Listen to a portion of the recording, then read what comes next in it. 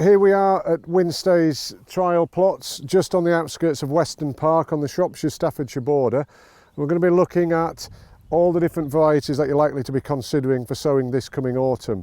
We're now going to look at Group 3 biscuit wheats and soft feed wheats, and they're not big varieties. Certainly in the western region here, the Group 3 market share since the dizzy heights of Consort and Clare has dropped. I mean, we only sold about 1% Group 3 wheat last year, and that's a mistake.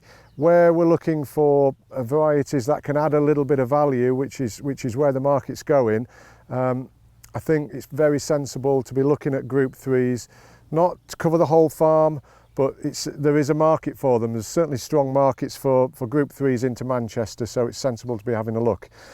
Britannia is one of the varieties on the recommended list. I probably wouldn't grow that one.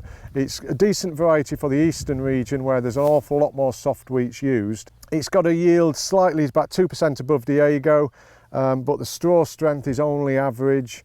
The disease ratings appear to be okay on paper, but it has broken down to a new race of yellow rust, which we will see going forward. So I don't think Britannia would be my choice. If you are going to look at growing a Group 3 biscuit wheat, then I'd look long and hard at Basset. I think that looks to be the pick of them. Anybody who's seen the advert for Basset will see the dog with the big ears, and that's quite useful because this has got big ears. As a variety, it's certainly got the biggest ears in these plots. It's a Scout cross, so Scout is one of its parents. It inherits one or two characteristics from Scout. It's a good quality biscuit wheat like Scout was.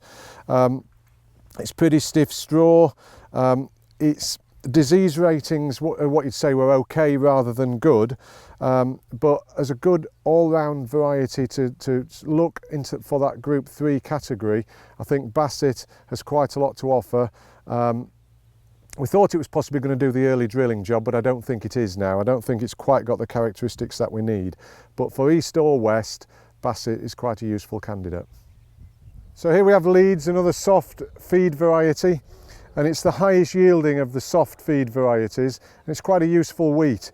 Some of the new Group 3 varieties run it close for yield, but this one still is the top of the bunch on the Group 4 softs.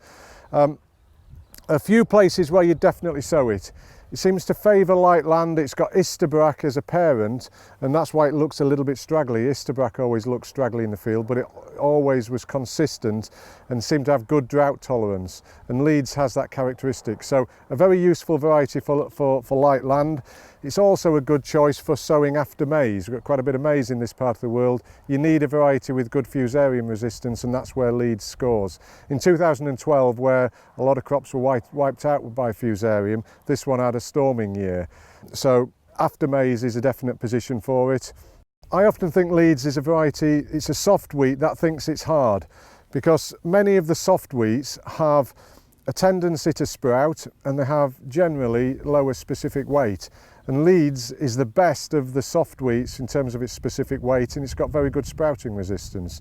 So it's a slightly unusual variety in its category. It does get mildew, it gets a lot of mildew, it needs watching for mildew, but otherwise it's quite a useful wheat in the right position, and that's after maize or later sowing generally, or certainly on light land. Right, we've got another soft feed variety called Revelation now. And it fits into two categories. You'd grow it for one of two reasons. It's quite a clean variety, so you might want to grow it as a low risk, not low input necessarily, but where you're looking to shave a bit of money on the fungicide spend perhaps. It's got a 9 for yellow rust, it's a 6 for septoria, and it's excellent on eye spot.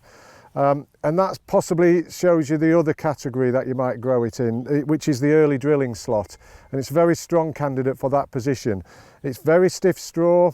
As I say, it's got 9 for eye spot, it's a slow developer.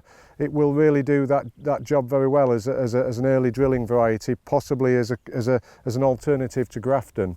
It's a bit of a seedsman's nightmare, because the thing that holds this one back is a slightly lower yield in the western region. It does better in the east than the west, but the thing that holds it back is very late maturity. It's possibly the latest variety on the list.